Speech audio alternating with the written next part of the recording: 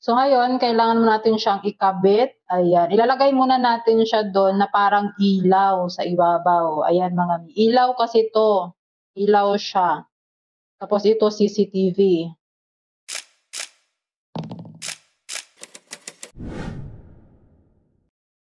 So hi guys, for today's video, i-share ko sa inyo kung paano i-connect sa cellphone itong CCTV na hawak ko. So ayan, ang CCTV na hawak ko guys ay ito ang V380 Pro Smart Camera. Kung meron na siyang memory card dito sa likod, pwede nyo siyang lagyan ng memory card. Yan. At naiikot din siya. Yan, naiikot yan mga mi. So ngayon, i-connect natin siya sa cellphone. So, ang una nyong gagawin, punta kayo sa Play Store. Tapos, i-search nyo lang to, itong V380 Pro. Tapos, i-install nyo. So, after nyo ma-install, i-open niyo.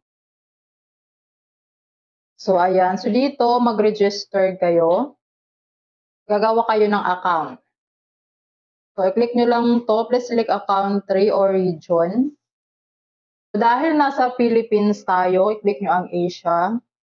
Tapos, ilagay nyo ang email ninyo. So, okay na. I-click nyo ang next. So, mag-wait tayo sa verification code na isi-send doon sa email. So, kapag meron na, ilagay nyo lang. Tapos, i-click nyo ang next. Tapos, gagawa kayo ng password. So, after nyan, i-click nyo ang confirm. So, after nyan, i-refresh nyo lang. Tapos, open nyo ulit. Tapos, log in. So, enter natin ang account. Tapos, password. Tapos, i-click nyo ang login. So, after nyan, guys, i-click nyo ang add device. Tapos, scan the QR code on the device. So, scan nyo lang tong QR code na nasa CCTV. Ayan na siya. Tapos, i-click nyo ang while using the app. Tapos, confirm. I-click nyo ang location. I-on nyo. Tapos, select the Wi-Fi your device will connect to. So, ilagay nyo yung password ng Wi-Fi ninyo. So, after nyo ilagay ang password, i-click nyo lang tong confirm sa baba. So, after nyan, may lalabas na please keep a distance. So, i-click nyo lang tong I know. Kakakabit po na natin yun siya, guys, para gagana siya. So, ayan, guys. So, dito, may lalabas na scan the QR code. So, i-click nyo ang use IP hotspot connection. So, i-click nyo. So, ayan na siya. So, next, i-click nyo yung Wi-Fi ninyo. Pangalan ng Wi-Fi. So, ayan na siya. So, meron na rin siyang password. I-click nyo ang confirm. Lalabas naman dyan, may nakalagay na please connect to the Wi-Fi network starting with, ayan. So, may nakalagay na dyan and then return to the app. So, i-click nyo ang, dito sa baba, may nakalagay na connect IP spot. So, i-click nyo. Tapos, I know, click nyo ang I know. So, ito yung sinasabi doon, itong MV. So, i-click nyo yan.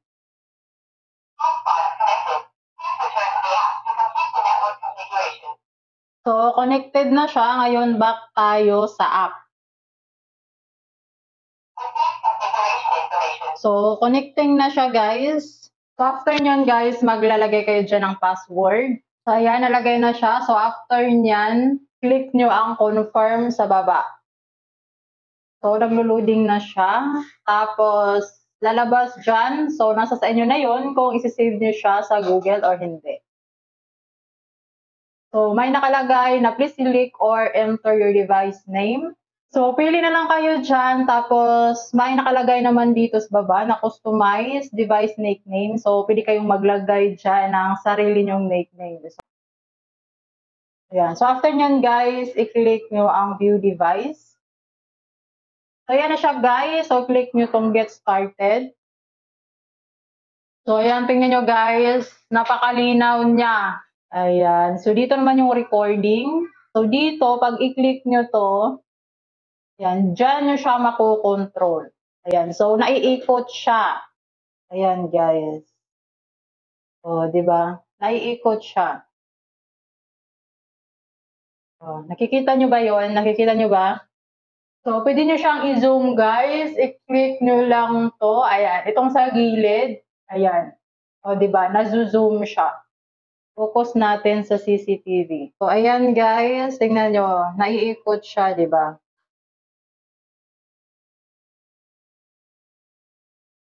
So, ayan, dito naman tayo sa cellphone. Screenshot yan. Kapag i-click nyo yung snapshot, screenshot siya.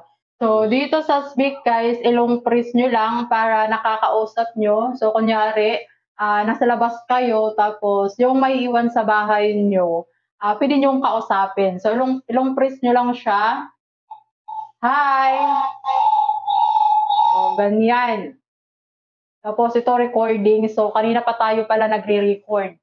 So, dito nyo lang siya lahat makikita, guys. So, merong alarm, light control, preset, motion track, tapos merong image settings. Ayan. So, pwedeng full color, pwedeng BMW, ganyan. So, dito, guys, may alarm. So, pwede nyo siyang i-click, i-alarm nyo. So, ayan. So, dito naman yung light control. Ayan. So, pwede nyo siyang i-off. Ilaw kasi yan, guys. Ayan. So, pwede nyo siyang i-turn on. So, ayan guys, ilaw kasi yan. So, i-turn on natin. Ayan. Tapos, turn off. Napakaganda ng CCTV na yan kasi pwede siyang ilaw, pwede na din siyang CCTV. Tapos, sobrang linaw pa ng kuha. So, yun lang. Kung gusto nyo yan, ilalagay ko na lang yung link sa description. Thank you for watching!